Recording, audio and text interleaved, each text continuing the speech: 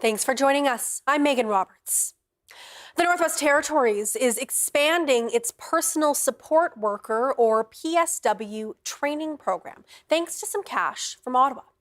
The money is going towards adding in-person classes for PSW students in Fort Smith and Inuvik.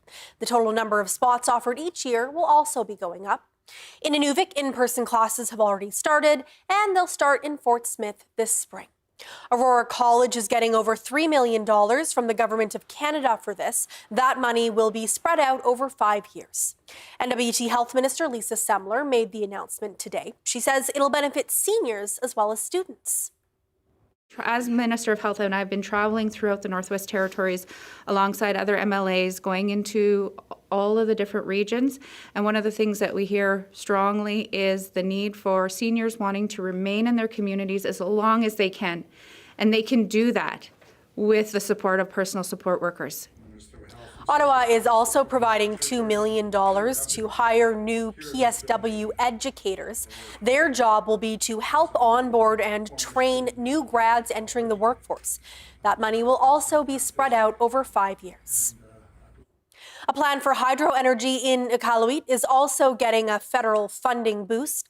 Nunavut Nukiksautit Corporation, or NNC, has received $6 million to conduct engineering and design work. That will go towards a 15 to 30 megawatt water power project located 60 kilometers northeast of the city. The Minister for the Canadian Northern Economic Development Agency made the announcement in Iqaluit today.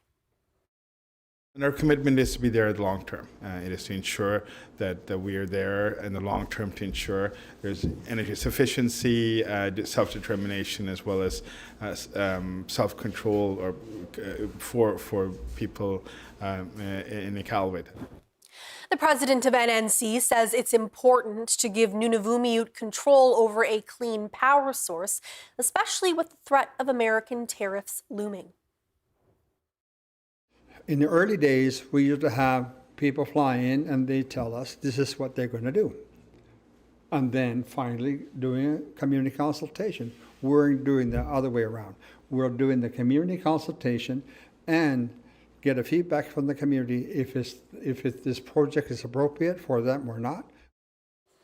The NNC couldn't give a current cost estimate, but as of last fall, the estimated cost of the project was between $400 and $500 million. A new incentive program has opened up as part of a strategic housing plan in the NWT. The Residential Development Grants Program aims to address housing challenges in the north. The Town of Hay River's Residential Development Grants Program opened Phase 1 last week. Applicants can apply for a grant of up to $35,000 per multifamily unit.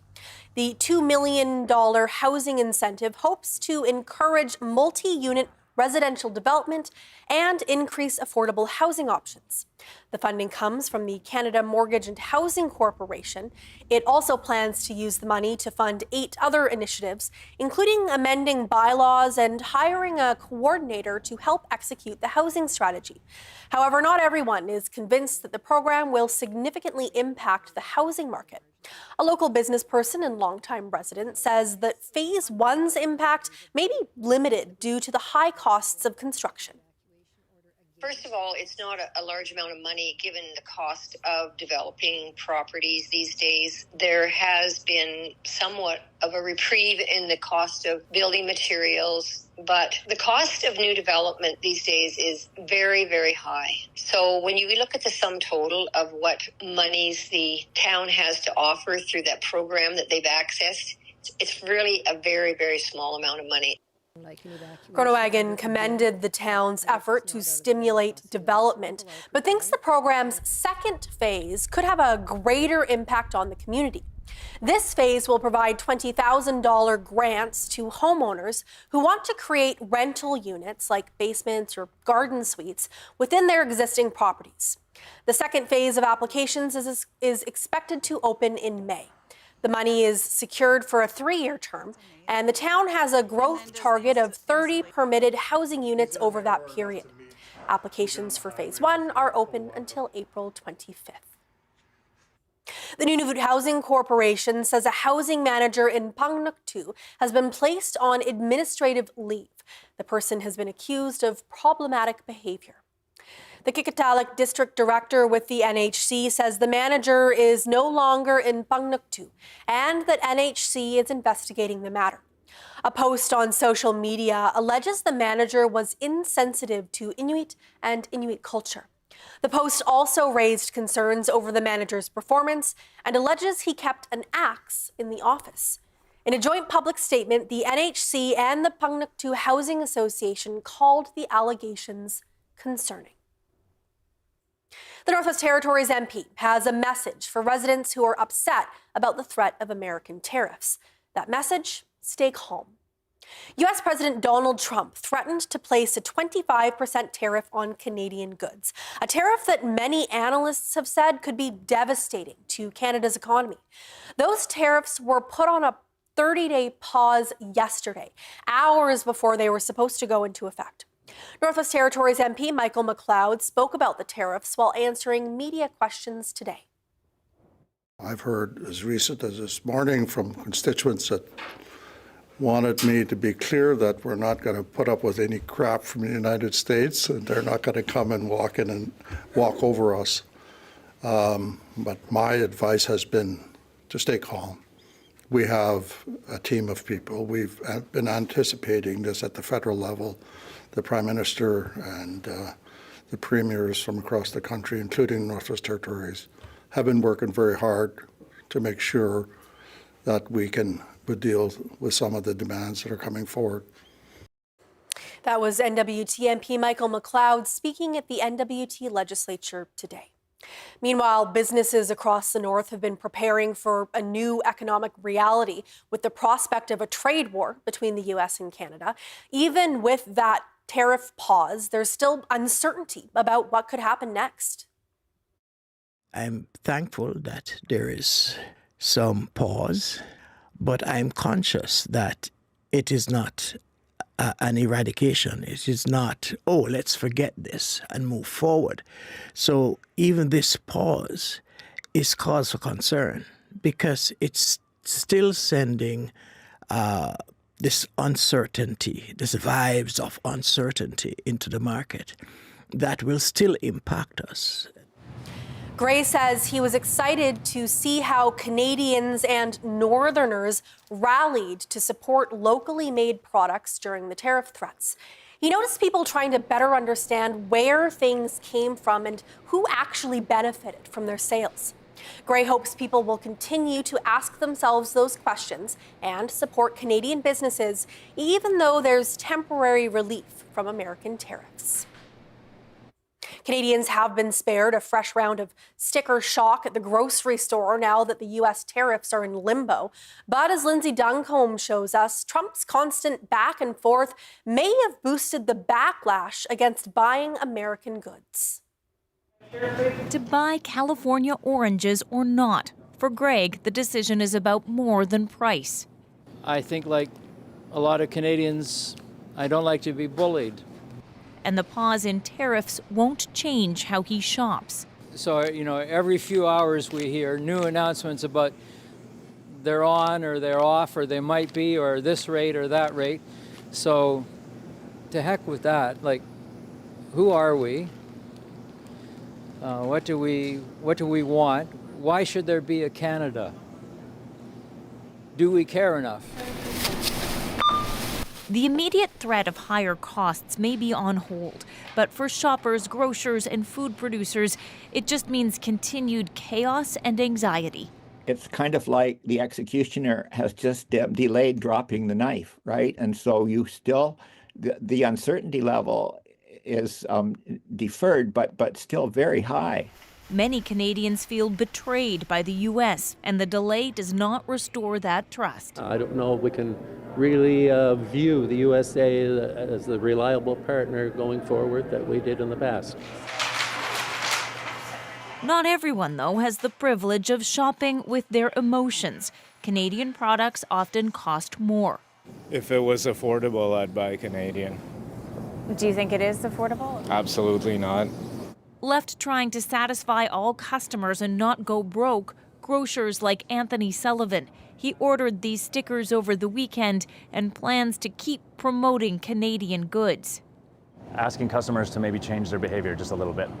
Try that local BC product. If you're used to your regular brand, maybe take a leap and try something different. And there may even be a way to keep eating oranges. Look what Greg found. Mexico. Finding joy in all the uncertainty. Lindsay Duncombe, CBC News, Vancouver. As you just saw there, this past week, the U.S. president seems to have evoked some strong emotions for Canadians. Some of them look less polite, though, and a lot more patriotic. Thomas Dagla has that story.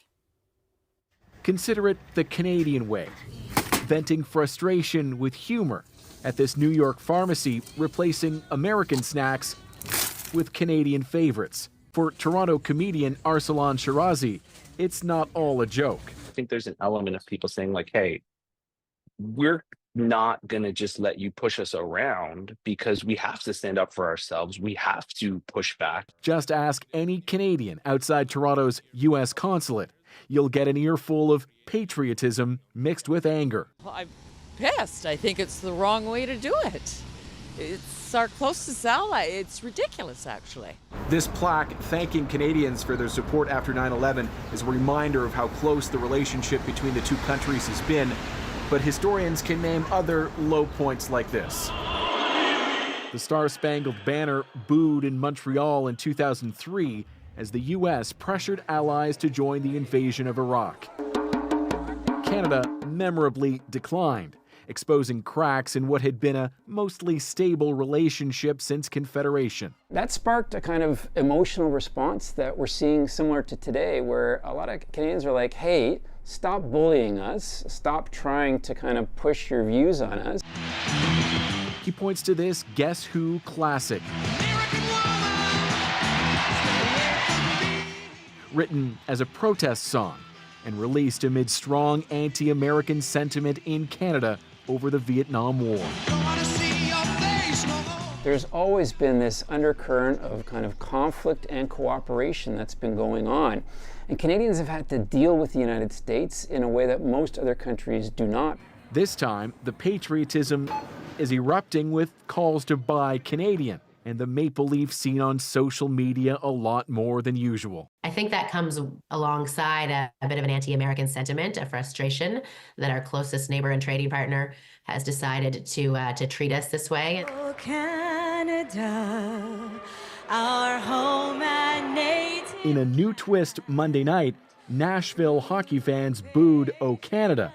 So while the trade war may be on pause, tensions still simmer. And our thanks to the CBC's Thomas Dagla for that story. We'll be back after the break.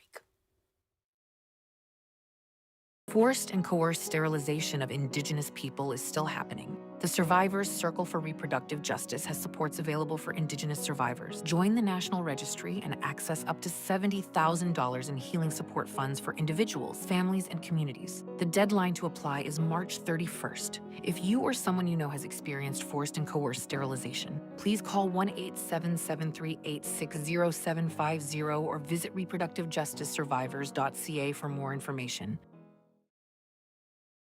The Kanuipita National Inuit Health Survey team is going to every community in Nunavut, speaking to Inuit about their health and wellness. And every answer will help us as Inuit determine our own priorities for a healthier future. Together, we will answer the question, Kanuipita, how are we?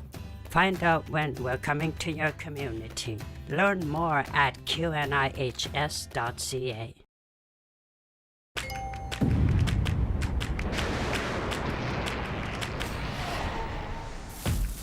I've never seen anything like this before.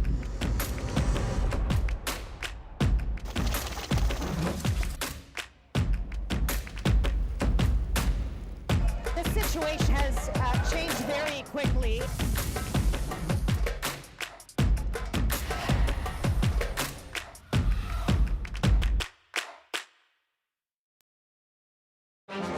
It may makes sense that they get a larger share, or does it? Welcome to the Greenbelt.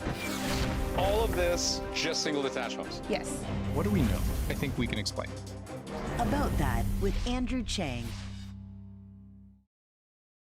Detective Constable, let's go. Don't discount her instincts. She'll follow them with or without you. Is that right? Police, open up! By yourself! In my experience, it's best to know what she's thinking.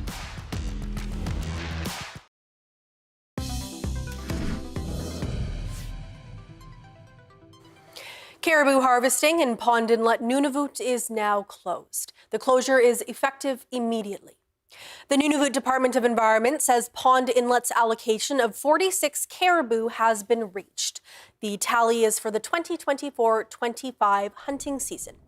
Any additional harvesting of caribou in Pond Inlet will be in violation of the Wildlife Act. Any prior harvesting must still be reported to the local wildlife office. The Yukon government is investing $2.3 million into a project addressing youth substance use. It's called Planet Youth. It's based on the Icelandic prevention model, which has been adopted in more than 16 countries, including Canada. 4 Yukon First Nations will be participating: Vuntutquitchin, Nacho Dun, Little Salmon Carmacks, and Selkirk. Part of what makes it work is that it's able to be tailored and focused to a local situation. So it's not a cookie cutter one-size-fits-all, but each community can actually look at what do we need in our community, how can we protect and help our youth. The project will run over 5 years. The uncertainty over just what comes next with tariffs is being felt by many Americans as well. The CBC's Sarah Levitt went just south of the border and found consumers and businesses still bracing for impact. In Plattsburgh, New York, just a 30-minute drive from the Canadian border. Everything's already expensive, so we don't need it any more expensive. Shoppers admit they're worried about a trade war, even with this delay. What's this tell you? Huh? I'm for the Canada. U.S. is no good no more. Others, though, remain confident in their president. I think Mr. Trump's doing a great job. I think it's about time we get the level the playing field. Economists say if tariffs come, prices will go up in the U.S. as in Canada, the impact immediate. Among the biggest changes, Americans can expect to pay more for cars, fuel like gas, lumber, which will see construction prices rise, and groceries. The potential increases are concerning at this grocery store, but the manager says Donald Trump's unpredictability is just as frustrating. We don't know what to tell our customers if they're like, can you guarantee that this will be here? I can't guarantee anything. Hannah Stasko says she gets the sense some people don't realize just how intertwined the Canadian and U.S. markets are. I'm a local produce supplier. We get a lot of stuff locally. Those local suppliers still need their equipment, they still need their supplies, they still need their partners in Canada that they've built relationships with. We must sound the alarm. For Michael Cashman, an elected official with the town of Plattsburgh, the uncertainty is stressful. There will be a hardening on both sides, and how do we come to some type of solution for this? This could have a rippling effect that would rip the very fabric of our economies apart. There's another worry here in Plattsburgh that this uncertainty could further strain relationships between Americans and their Canadian neighbors. Sarah Levitt, CBC News, Plattsburgh, New York. Scientists in Canada are expressing concern over Donald Trump's apparent pause on federal health spending in the U.S. They say it could stall research on new drugs, including vaccines and cancer treatments in this country. Jennifer Yoon explains. Uncertainty about funding freezes from the U.S. National Institutes of Health, or NIH. Do you have some results you can share with me? Canadian medical researchers watching to see if their work will be put on hold. There's a lot of anxiety. It's hard to understate how important this agency is for everyone around the world. The NIH funds some of the world's top research. Last year, Canadian researchers received about $40 million of its $47 billion in grants. Do you mind making it full screen? This brain researcher, who has relied on NIH funding throughout his career, worries about future scientific research. There are a number of diseases and injuries that are not well treated at the moment, and there are people that are committed to the improvement and care of these individuals, and absent this kind of funding, these people will just continue to suffer. Vaccines, cancer research, cystic fibrosis, studies of the brain. These are all grants that are active in this fiscal year. This Canadian epidemiologist, who does HIV prevention research in California, doesn't know when her new grant will be reviewed. That was supposed to get advised upon next week, that we don't know if we're going to get it. And so you can do that protocol. Scientists say good research cannot endure that kind of uncertainty for too long. It sends a chill throughout the scientific community. We don't know a lot about the details, and they seem to be changing every second.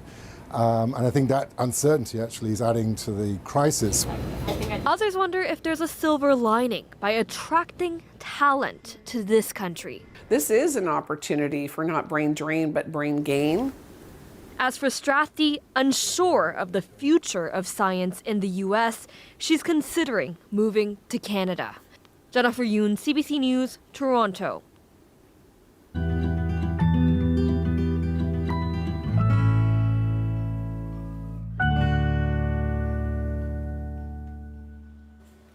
Ottawa's Winterlude Festival is in full swing right now, and there are ice sculptures that can be found around Ottawa-Gatineau.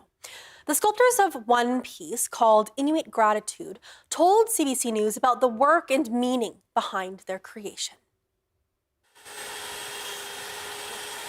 My name is Eli Nasagala. I'm originally from Tuktoyaktuk, but now living in Yellowknife, Northwest Territories. And just down here to participate in Winterlude ice carving showcase. I'm doing a dancer, a happy dance it's called. They asked for us for a theme, and my partner there brought up a theme to have a Thanksgiving movement for our heritage. I decided to make up a cultural theme of drum dancing, a drum dancer with a circle of animals. And in the culture of Inuit, we always give thanks to animals by dancing, playing. This is my first time for the Winterlude. It's been okay, really warm, and the ice is really different compared to up north. Well, up north it's so cold that there are a lot of fractures on the ice and it breaks up. Our main material for carving is soapstone. We're soapstone carvers originally. So we worked together a number of years together in Yellowknife. And we got a couple of days in town to tour around, and so we're going to look at galleries and just Rideau Hall or Rideau Canal, and just look around, just be tourists. Looks like a good time. Hopefully they'll have some moments to themselves as well as they're being tourists. The Yukon Quest continues. As we mentioned yesterday, the race has a new route this year. It'll pass through communities like Teslin and Ross River for the very first time. Cheryl Kawaja takes a look at the impact for the mushers and the communities. At the edge of the Pelly River, Dennis Shorty waits to welcome teams across. 10 dog teams pass through this community, Ross River, on their way both up and down the Yukon Quest Trail. Welcome to Ross River! Shorty was there when the first team arrived. Wow, you could hear people hollering and couldn't believe it. Probably almost tears, some people. I get goosebumps up and down just watching it coming into town. Well, you never know when it'll be back in here. I thought that Yukon Quest, so being more honey with this volunteer. And they're not the only ones to help out. We will know who that is before they get here because of the tracker. Since this is the first time the sled dog race has come to town, it's been a steep learning curve. Just the fact that it's happening in Ross, this is a very interesting thing that's happening in this little town. Only 700 people live here. That's like not a lot. But the newness of it all is exciting not just for the community, but for the mushers too. Well, It's really cool visiting other communities. I really like meeting new people, and it's beautiful starting in Teslin. And although this race is new to Ross River, sled dogs are not. It's just been a very long time. Shorty says he remembers when he was little, before going away to residential school. There were lots of dog teams here. He grew up out on the land where dog teams were a way of life.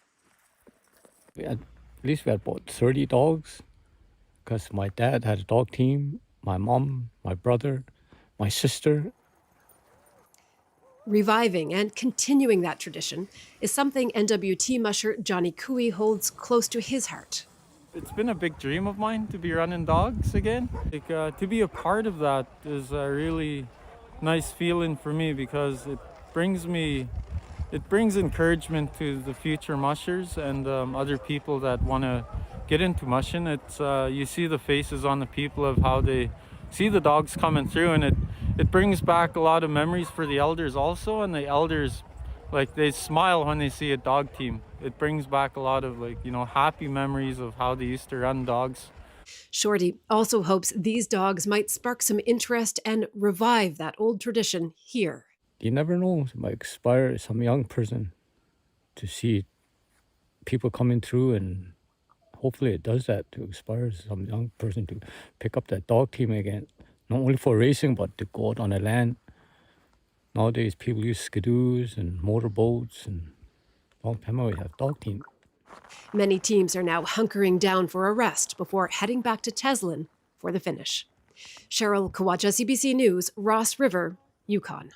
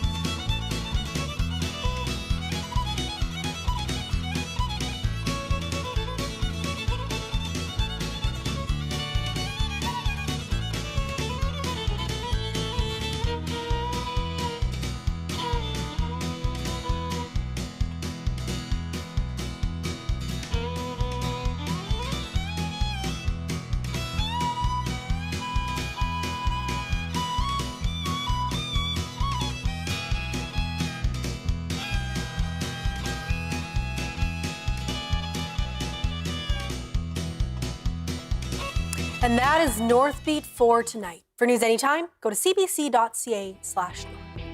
Thank you for watching. I'm Megan Roberts. Have a good night.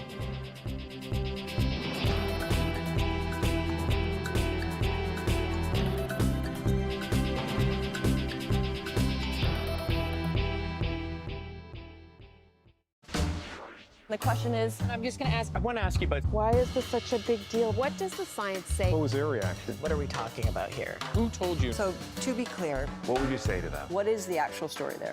Big question is, what's going to happen tomorrow? Let's talk about some serious topics now. What should you do? What happened? What are you going through? Tell us about that moment. What she means by that. How would they have known that? What we're hearing from people is I think we can explain.